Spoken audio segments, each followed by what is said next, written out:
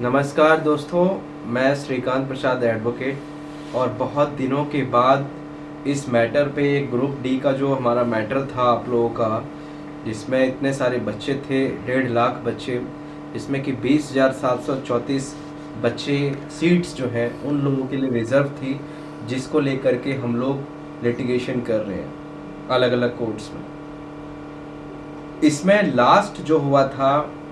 Supreme court में, जो high court के ऑर्डर को अपहेल्ड किया था, तो हाई कोर्ट का जो ऑर्डर था, फर्स्ट टाइम हियरिंग हुई थी उसमें दिल्ली हाई कोर्ट ने, क्योंकि हाई कोर्ट में जो पिटिशन आई थी वो कैट के बेसिस पे आई थी। देखो, कोई भी चीज़ जो कैट शुरुआत जिस तरीके से होती है एंड भी उसी तरीके से होती है, उसी चीज़ से, उसी इशू से। तो यहाँ पे कैट में जो मैटर फाइल हुआ था, वहाँ पे लोगों ने, आप लोगों की डिमांड ये थी कि आप लोगों को भी उसी कैटेगरी में, मतलब मॉडिफिकेशन लिंक आपको अलाउ किया जाए, ताकि आप लोग भी उस कैटेगरी में उस फॉर्म की अवेलेबिलिटी को यूज़ कर पाए, जिस पे कि कैट ने कह दिया कि एग्ज़ाम होने के बाद देखा जाएगा, at this moment we are dismissing it. High court में गए, हाई कोर्ट में भी क्योंकि चेंज तो कर नहीं सकते हैं तो वही चीज़ रहेगी। हाई कोर्ट ने बोला कि नहीं नहीं, this is the true sense, there is no intervention is required at this stage. और हाई कोर्ट ने फिर भी एक रिप्रेजेंटेशन के लिए रेलवे को बोला कि रेलवे इसको according to law, according to the facts and according to the material placed before them in this through this petition, इसको डिसाइड करे कि आपके पास जब इतनी सीट वैकेंट बच रही है, जब लोगों की फॉर्म ही नहीं भरे फिल हुए हैं इतने सारे एप्लीकेशंस वैकेंसीज में, तो आप ये काम मॉडिफिकेशन लिंक करके इन लोगों को अलाउ करो ये फॉर्म भरने के लिए। ये चीज बोला, 4 वीक्स का टाइम दिया गया था, लेकिन अब दिसंबर कंप्लीट हो गया, 4 महीने हो गए, कोई एक्शन नहीं हुआ। क्योंकि अगर एक्शन होता तो आप ही के फेवर में होता, क्योंकि सिवाय इसके कि मॉडिफिकेशन लिंक को अलाउ करने के इनके पास कोई ऑप्शन नहीं था। इनकी सीट्स वैकेंट थी, इनको सीट भरनी थी, और वो सीट भरने का एक ही तरीका था कि उन बच्चों को अलाउ कर दो, फॉर्म भर जाएंगे तो सीट्स भर जाएंगे। इन्होंने नहीं किया। इसलिए नहीं किया क्योंकि दूसरा ऑप्शन कर नहीं सकते थे और मजबूरी में यही करना पड़ता। हम लोगों ने जा करके अभी दिसंबर में कंटेम्प्ट पिटिशन डाली कि आप लोग, कि हाई कोर्ट के ऑर्डर का रेलवे ने निरादर किया है, नहीं माना है उसको। तो कंटेम्प्ट पिटिशन में उस दिन 7 बज के, लास्ट वर्किंग डे था हाई कोर्ट का, 23 दिसंबर को। 2-3 लोग भी आए हुए थे बहुत जगह से, राजस्थान वगैरह से। हाई कोर्ट ने कंटेम्प्ट इश्यू नोटिस किया रेलवे को और यूनियन ऑफ इंडिया को कि आप लोगों ने जो किया है, कंटेम्प्ट, निरादर किया है हमारे ऑर्डर को, उसके लिए आपको कंटेम्प्ट जारी कर रहे हैं। अब आप जवाब दो कि आपने 4 वीक्स में क्यों नहीं किया, और अब क्या करने वाले हो, अब क्यों नहीं करने वाले हो, ये सारा जवाब उनको मांगा है। फिर रिक्वेस्ट और करी तो 25 जनवरी की हमें डेट मिली है, शॉर्टेस्ट डेट, अदरवाइज तो अप्रैल मई की ही मिलती है सबको। तो हमें ये चीज़ बोला, बहुत सारी जजमेंट्स रेफर किए कि कोई किसी की लाइफ या किसी के जो लिबर्टी है, मतलब बिना किसी लाइवलीहुड के ज़िंदगी बेकार है। This judgement we have put it before the court. उस पर भी कोर्ट ने बोला कि सर ये सारी बातें ठीक है, लेकिन जो आप चीज़ कह रहे हैं कि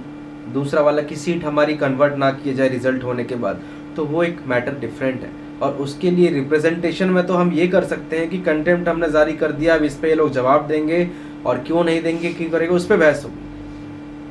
लेकिन अगर आप दोबारा से इसमें आर्गूमेंट चाहते हैं, दोबारा से आप नए फ्रेश तरीके से चाहते हैं, आपको फ्रेश पिटिशन फाइल करनी होगी। मैं आपको बताता हूँ, हम लोगों ने जो कैट में आप लोग गए थे, उसका एक था कि रास्ता आप गलत गए थे, मतलब गलत रास्ते से आप लोग चले गए थे। इसका सही रास्ता ये था कि जो रास्ते में बैरिकेड था रूल 12.2 का, वो रूल 12.2 सबसे पहले आपको हटाना चाहिए था। क्योंकि लॉ में होता है कि जब आप लॉ को चैलेंज करते हो, प्रोविज़न को, कि क्या गलत है एक्चुअली, तो गलत ये था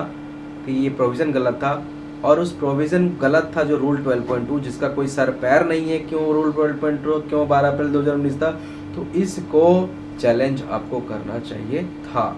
तब जज वहाँ पे कुछ नहीं कर सकता था कि रिजल्ट आने दो और नहीं आने दो, क्योंकि हम लोग उस समय ये मांग कर रहे थे कि इनको दिया तो हमें भी बेनिफिट दो। हम लोग ये नहीं बोल रहे थे, हम लोग को यही बोलना था, लेकिन हमें किस तरीके से बोलना था ये बोलना था कि ये जो रूल है ये रूल गलत है, इस रूल से इन लोगों को फ़ायदा हो रहा है, हम लोग इससे दूर भेजे जा रहे हैं, हम लोग को मना हो रहा है, बैठ नहीं पा रहे हैं, इसलिए रूल चैलेंज होना चाहिए था। करो कंटिन्यू। इसीलिए ये रूल जो है ये गलत है, और वो रूल पे जब चैलेंज होता ना, और रूल जब साइड हो जाएगा तो समझो कि हाईवे से बैरिकेड हट जाने के बाद आप लोग का पूरा रास्ता ग्रीन सिग्नल है, आप लोग फिर जब जो है बच्चे सब लोग अप्लाई कर सकते हैं। अब इसमें हमारे जितने भी आर्गुमेंट्स आज तक मेरे दिल में जो रह गए हैं उसको सही जगह नहीं मिली बहस करने के लिए, क्योंकि हाई कोर्ट में भी हमने वही बहस किया जो कैट में करना था, जो सुप्रीम कोर्ट में किया वही कैट में करना था, तो मेरे पास ऑप्शन मिल नहीं पाया। अब एक फ्रेश पिटिशन मैं चाह रहा हूँ कि आप लोग फाइल करें, हमने तैयार भी कर रही है, उसको तैयार करने की स्टेज पे हैं, जिसमें हम लोग एक चीज़ करेंगे कैट से कि आपने जो बोला था रिजल्ट आने के बाद रिजल्ट आ गया है, अब आप बेनिफिट कीजिए, बिकॉज सीट्स खाली हैं और इस सीट्स का कैसे फिलफुलमेंट किया जाएगा, लोगों की ज़रूरत है, हमने कोर्स किया हुआ है, ये है सारी चीज़ें, वैकेंसीज आउट थी तो इन सबको अपॉइंट किया जाए, इन लोग को अपॉर्चुनिटी दी जाए, तो ज़रूरी है कि उसके लिए रूल 12.2 चैलेंज होगा। अब इसके बहुत बेसिस हैं, सिर्फ एक पॉइंट पे बात करना चाहूँगा कि आप कोई भी एग्जामिनेशन देख लो, जुडिशरी,